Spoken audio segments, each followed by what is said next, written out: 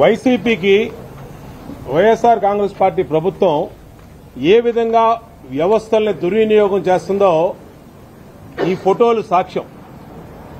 ఇవాళ విజయవాడ సెంట్రల్ నియోజకవర్గంలో మరి పశ్చిమ నియోజకవర్గంలో పనికిరాడన్న వెల్లంపల్లిని తీసుకొచ్చి ఆ వేస్ట్ ని ఇక్కడ పెట్టారో ఆ వేస్ట్ కి ఇక్కడ ఉన్నటువంటి యంత్రాంగం అంతా జీ హుజూర్ అని మొత్తం పోలీసు వ్యవస్థ ఎస్కార్ట్ గా ఉండి వాలంటీర్లకి సచివాలయ సెక్రటరీలకి కానుకలు ఒక్కొక్క వాలంటీర్కి కుక్కరు, ఒక్కొక్క వాలంటీర్కి 10,000 నగదు, ఒక్కొక్క సెక్రటరీకి 25,000 సచివాలయ సెక్రటరీకి.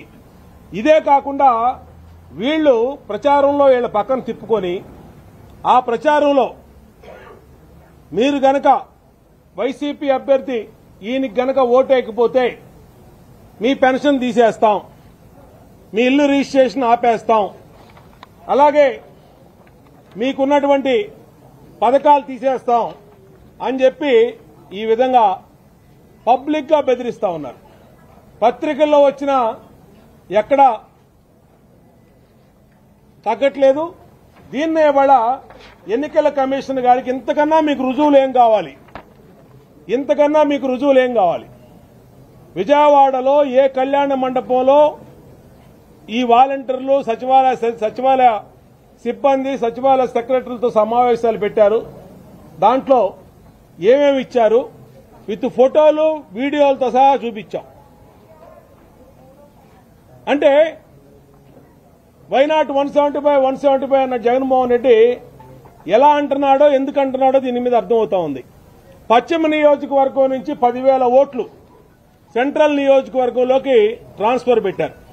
దాని మీద కూడా అధికారులతో ప్రూఫ్లతో సహా ఇవ్వడం జరిగింది.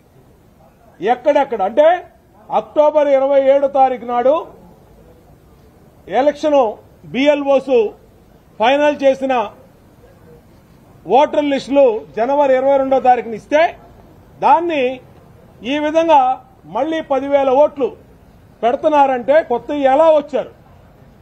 ఈ 10,000 మంది ఎక్కడి నుంచి వచ్చారు, ఎందుకు వచ్చారు? ఇప్పుడే రావాల్సినటువంటి ఆగత్యం ఏంటి? Minimum common sense. ఒక ఇంట్లో 20 ఓట్లు, ఒక ఇంట్లో 40 ఓట్లు, డోర్ నెంబర్ ఒక ఫ్యామిలీలో 20 సంవత్సరాల నుంచి 10 సంవత్సరాల ఉన్న కుటుంబంలో 15-20 ఓట్లు చేరుస్తూ వేల ఓట్లని వ్యవస్థని దుర్వినియోగం చేస్తున్నటువంటి విషయాన్ని సాక్ష్యాధారాలతో సహా రాష్ట్ర ఎన్నికల అధికారి గారికి ప్రధాన అధికారి గారికి తెలియజేయడం జరిగింది. ఇమీడియట్ గా దీన్ని యాక్షన్ తీసుకోండి.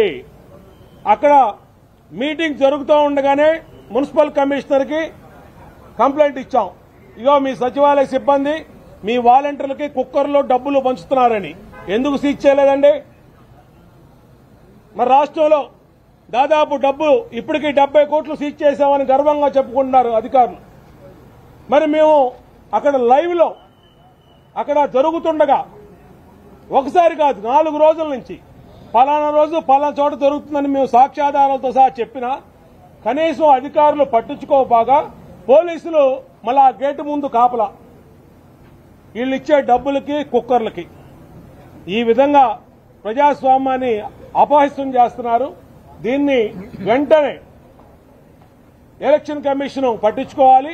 కేంద్ర ఎన్నికల కమిషన్ దృష్టి కూడా ఈ ఫోటోలు దీని కథ మొత్తం కూడా తీసుకెళ్తా ఉన్నాం.